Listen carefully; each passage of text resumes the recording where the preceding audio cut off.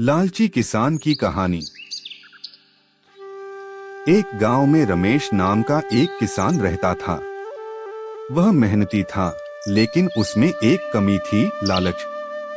उसकी अच्छी जमीन थी, से अच्छी कमाई होती थी, लेकिन वह हमेशा सोचता था, अगर ज्यादा पैसा कमाना है तो किसी भी तरह कमाना पड़ेगा। कहानी का आरंभ। रमेश ने अपनी फसल को जल्दी बड़ा करने के लिए रासायनिक खाद और कीटनाशकों का इस्तेमाल करना शुरू कर दिया।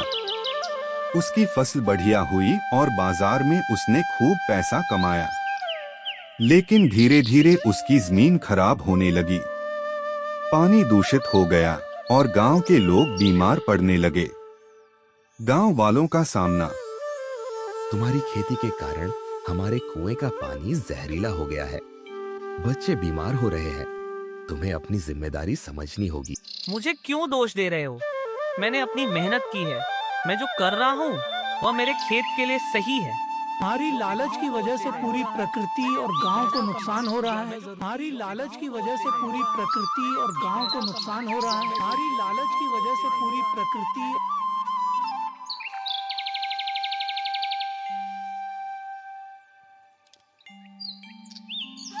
रमेश को पछतावा।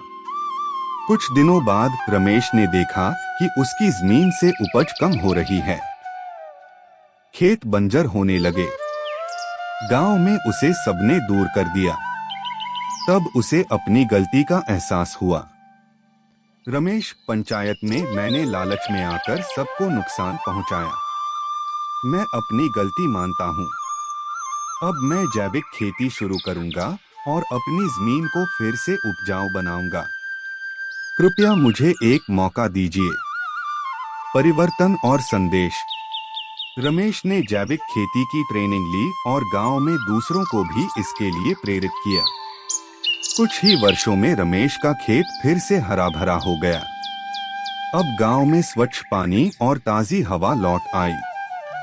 रमेश, मैंने सीखा है कि लालच हमें अंत में खाली हाथ छोड़ देता है। असली खुशी तब मिलती है जब हम अपनी धरती और समाज का ध्यान रखें।